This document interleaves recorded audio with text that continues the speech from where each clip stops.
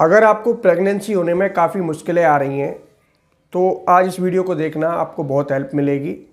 और निश्चित ही अगर आप इन टिप्स को फॉलो करते हुए प्रेगनेंसी कंसीव की कोशिश करेंगी तो निश्चित ही 100% आपकी प्रेगनेंसी हो पाएगी। इस वीडियो को आखिर तक देखना, बहुत ही आपके लिए यूज़फुल टिप्स दे रहा हूँ, ध्यान से सुनना। देखिए, आप लोग कई सालों से प्रयास कर रहे हैं, आपकी शादी को बहुत साल हो गए लेकिन बच्चा नहीं हो रहा है, तो आपको क्या करना चाहिए? देखिए, पहले तो आपको एक बात का सबसे पहले ध्यान रखना चाहिए। वैसे मैं आपको 3 टिप्स बताऊंगा, लेकिन नॉर्मल सी बात आपसे कहना चाहूँगा कि आप लोगों को सबसे पहले अपना टेस्ट करा लेना चाहिए।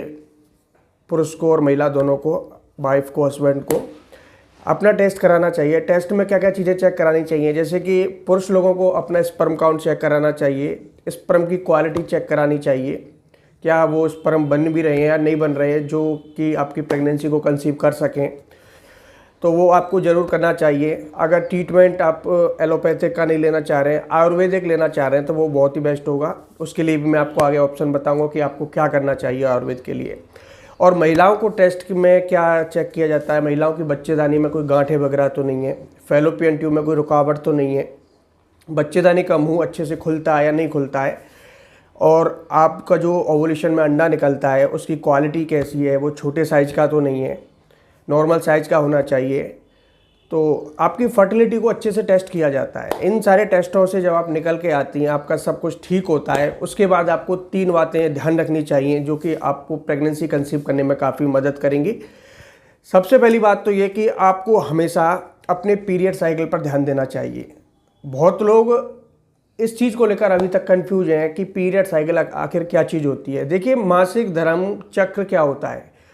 आपका मासिक धर्म चक्र 30 दिनों का होना चाहिए, यानी आज जिस डेट को मासिक आया है आपका, अगले उसी डेट को मासिक आना चाहिए। ध्यान रखिए, पीरियड्स उसी डेट को आना चाहिए।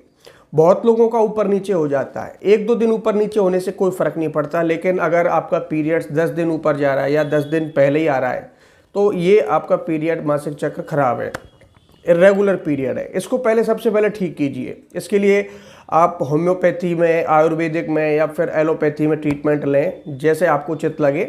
आप डॉक्टर से मिलें, आपको ये चीज़ें ज़रूर चेक करानी चाहिए। आपको लग रहा है कि आपका पीरियड चक्र खराब है तो पहले उस चीज़ को ठीक कीजिए सबसे पहले। अब जैसे आपका पीरियड चक्र ठीक होता है, उसके बाद आपको ध्यान देना है अपने ओवुलेशन दिनों का। देखिए, महीने में ये 4 से 5 दिन ही आपको मिलते हैं जब आपका गर्भ ठहरता है। अब ये टाइम पीरियड्स के बाद आता है। जिस डेट को भी आपका पीरियड्स आएगा उससे अगले 8 से 10 दिन बाद आपका ओवुलेशन जो टाइम है वो शुरू हो जाता है और 4 से 5 दिनों के लिए लगातार चलता है।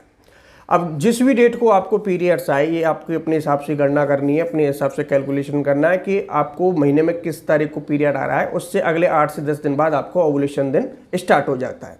इसके लिए मार्केट में टेस्ट किट भी आती हैं, जैसे प्रेगनेंसी को चेक करने के लिए किट आती हैं, उसी प्रकार ओवुलेशन को भी चेक करने वाली किट आती हैं, आपको ऑनलाइन मिल जाएंगी।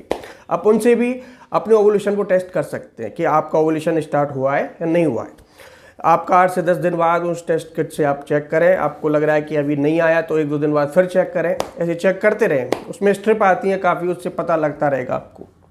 जब भी आपको लगे कि आपका ओवुलेशन स्टार्ट हो गया है, तो आपको दूसरी बात ध्यान रखनी है कि आप ओवुलेशन में आप कैसे सेक्स कर रहे हैं, कितनी बार संबंध बना रहे हैं और कब बना रहे हैं और किस प्रकार बनाते हैं। तो ये भी आपको विशेष ध्यान देना इन बातों पर। देखिए, जब भी आप संबंध बनाने के लिए जा रहे हैं तो सबसे पहले तो आपको एक बात ध्यान रखना है कि आप संबंध कैसे बनाते हैं। संबंध बनाने के लिए आपको दिन का समय चाहिए या रात का समय चाहिए, ये भी आपको जानना चाहिए। देखिए, इसमें कोई भी टाइमिंग का लिमिट नहीं है, आप कभी भी संबंध बना सकते हैं। ओवुलेशन टाइम में, दिन में, रात में, कभी भी बना सकते हैं। लेकिन ध्यान देने वाली बात यह है कि आप जब दूसरी बार संबंध बनाते हैं, एक ही दिन में दूसरी बार जो संबंध बनता है, उस संबंध के दौरान जो आपका वीर्य निकलता है उसमें शुक्राणु जो होते हैं वो थोड़ा एक्टिव होते हैं, पावरफुल होते हैं, वो जल्दी कंसीव करने में आपकी हेल्प करेंगे। बहुत लोग एक बार ही सेक्स करके रह जाते हैं, नहीं, लेकिन आपको 2 बार सेक्स करना चाहिए। आप चाहते हैं कि जल्दी प्रेगनेंसी हो, इसके लिए आपको दिन में 2 बार संबंध जरूर बनाने चाहिए। रात में बनाएं या दिन में बनाएं, आपको कम से कम हर संबंध के बीच में 4 से 5 घंटे का गैप रखना है। ठीक है।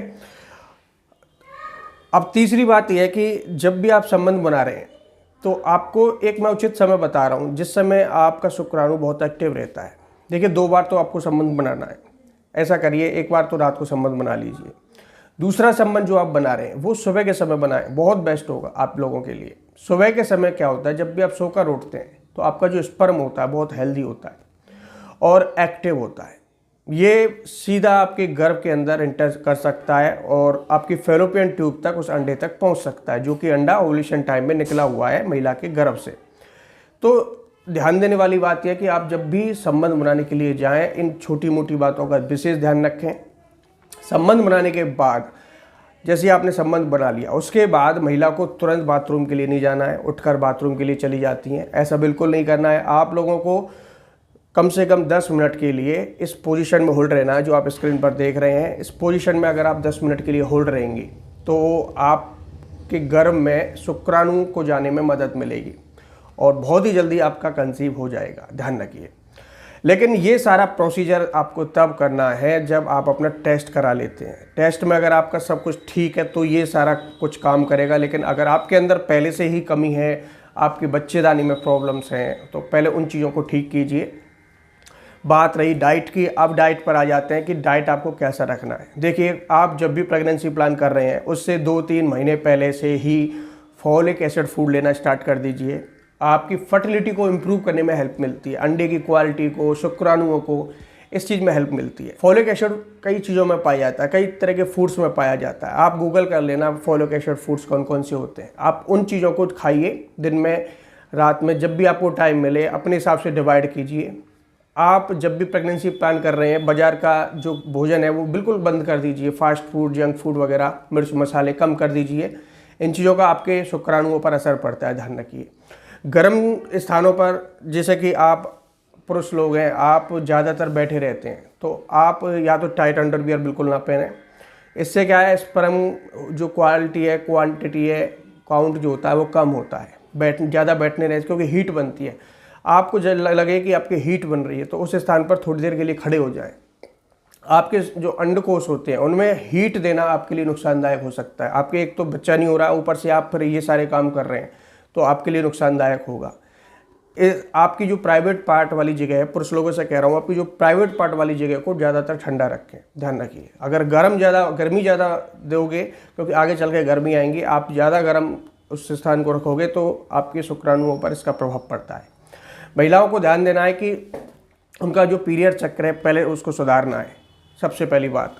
और हाइजीन रहना है। जब भी आप पीरियड्स के दौरान, कई लोग कपड़े का इस्तेमाल करते हैं, कपड़ा लगा लेते हैं, बिल्कुल गलत बात है। इसमें जो चीज़ें बनाई गई हैं कंपनियों के द्वारा, डॉक्टरों के द्वारा, जो चीज़ रिकमेंड आपके लिए की जाती है उन चीज़ों का इस्तेमाल करें। पैड्स लगाएं जो कि हाइजीन होते हैं। इस चीज़ से ये फ़ायदा मिलेगा कि आपको जब भी बच्चेदानी जैसे प्रॉब्लम जो बनती हैं, ये सीधे इन्फेक्शन से बनती हैं। आपको क्या संक्रमण की समस्या बनती है, कपड़े वगैरह लगा लेते हैं, आप स्वच्छता का ध्यान नहीं रखती हैं। तो इस टाइम पर आपको, पीरियड्स के टाइम पर आपको स्वच्छता का ध्यान रखना है, आपको हाइजीन रहना है, स्वच्छ रहना है, प्राइवेट पार्ट को धोते रहना है। देखिए, इन चीज़ों का असर पड़ता है आपकी फर्टिलिटी पर। अगर आप इन चीज़ों को सुधार लेंगी तो आपकी निश्चित ही आपकी फर्टिलिटी को इम्प्रूव होने में हेल्प मिलेगी। तो दोस्तों, आज की इस वीडियो में इतना ही। आपको समझ में आ गया होगा। अब भी कोई क्वेरीज, आपका क्वेश्चन हो, आप पूछ लेना कमेंट में।